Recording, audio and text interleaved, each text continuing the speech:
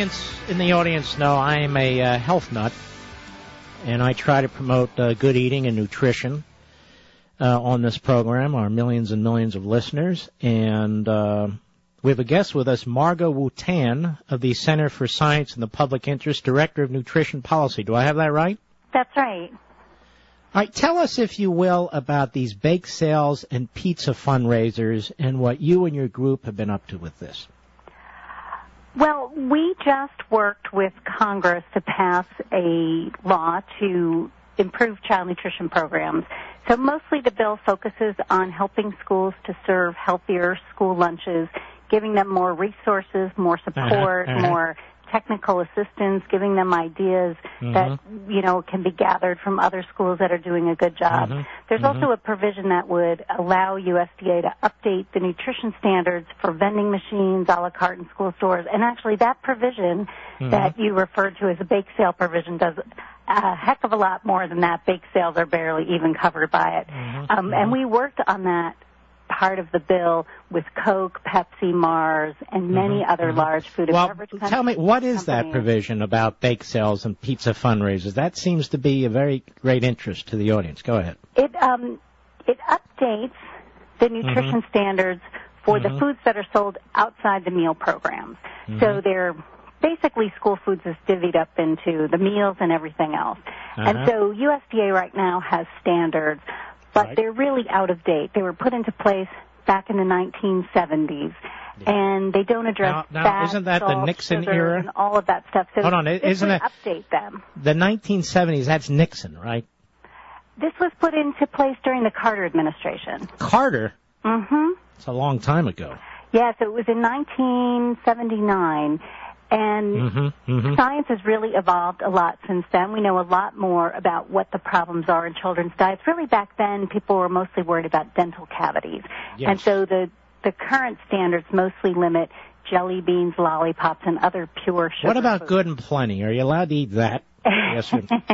Right now, you can sell it outside the cafeteria anytime during the day. But so basically, anything goes outside of school property, but on school property, you're kind of ratcheting down. On school property, there are nutrition standards for meals. Now there are going to be nutrition standards for everything else. So anything related to schools then? Well, it's just what food is sold. It's not the cupcakes, the school parties, the candy, which teachers shouldn't be giving away anyway, but the law doesn't cover that. That's up to local school districts. Right. It covers the foods that are sold on the campus during the school day. So it wouldn't cover the football game in the evening or on the weekend, the PTA. Why wouldn't you cover the football game?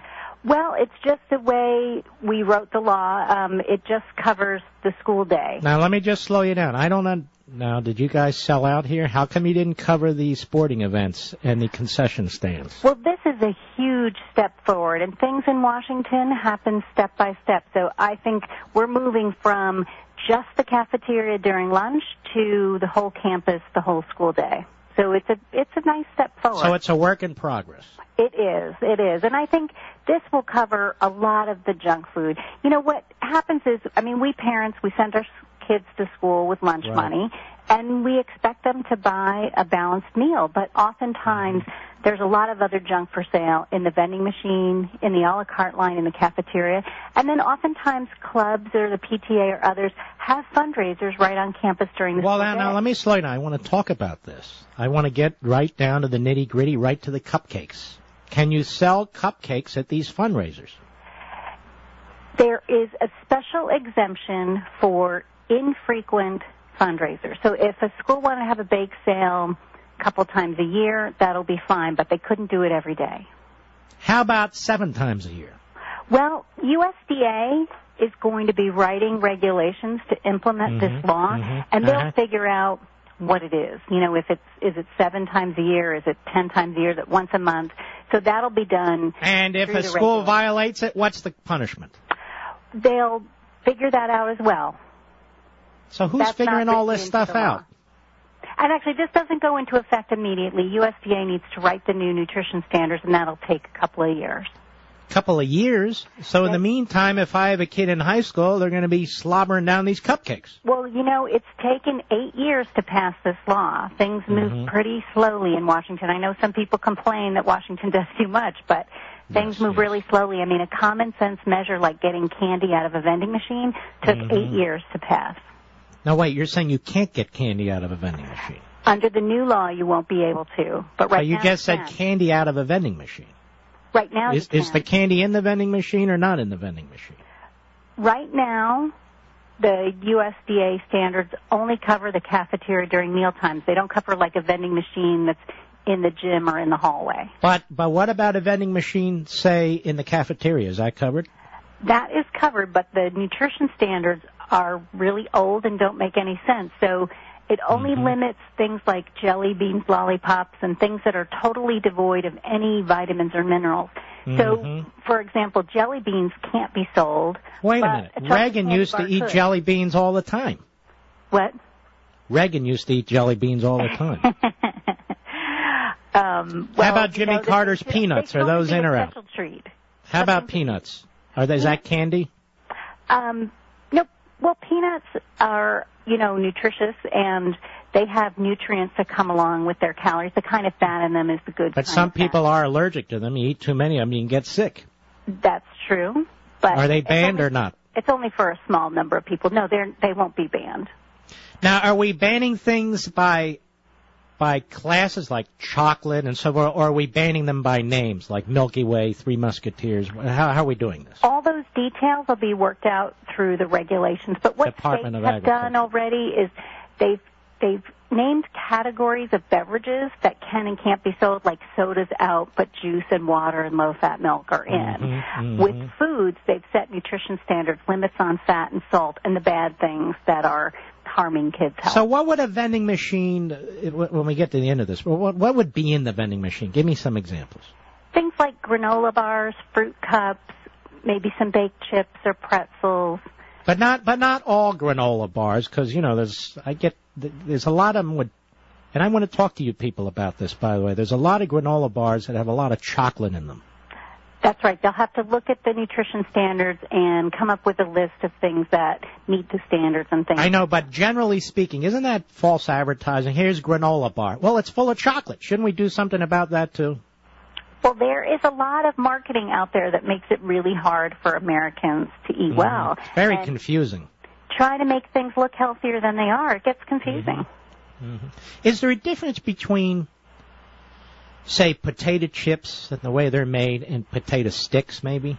More oil, less oil? How does that work? Do you know? No, they're both, pretty much just starch and fat, not the What about French fries? I'm serious about this. French fries versus potato chips. What's better? Usually, I know they're both bad, but what's better?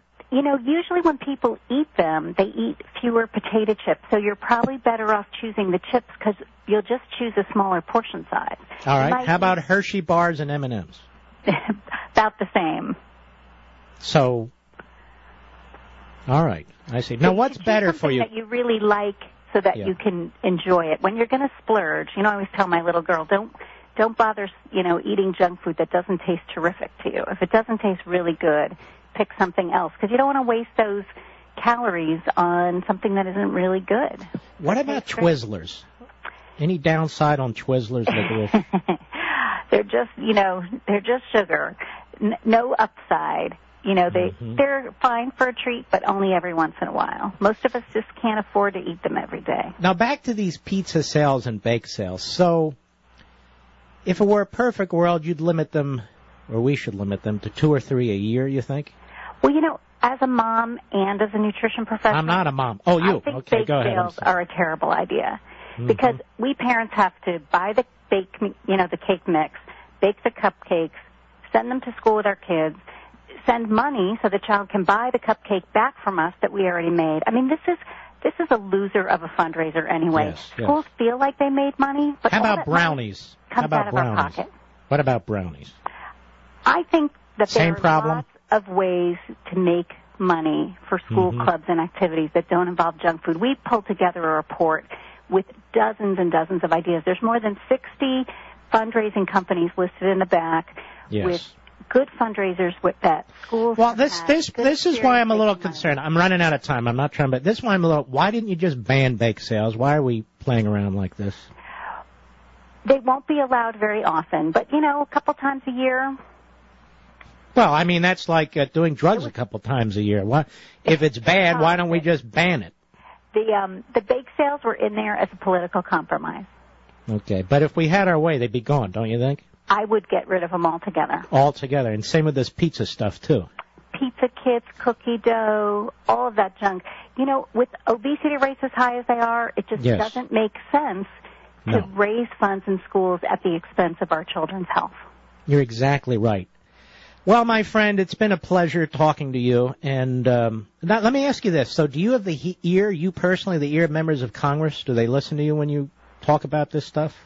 Well, I live in D.C., so I don't have a voting member of Congress. No, but I mean when you talk to them. Oh, yeah. No, when people call their member of Congress, it really makes a huge difference. Yes. They really care. I mean, you're the boss. You're the one who votes them into office. They really listen to people. Well, you know what? I'm going to call my school board member, and I'm going to get rid of the damn cupcakes. I'm with you on that one. Good, good. All right, listen, you're doing the Lord's work. God bless you. Thank you. Have a good evening. Right. Bye. These are the crackpots that are out there in the shadows, whispering to members of Congress, slipping little things in the laws, whispering into the bureaucrats' ears, she's serious. What am I doing, Mr. Producer? I could barely contain myself. I do okay. I knew if I started going, she'd be gone in 3 seconds. There you are, ladies and gentlemen, the Center for the Science and the Pubic Interest, right there. Get rid of the cupcakes. That's the ultimate goal.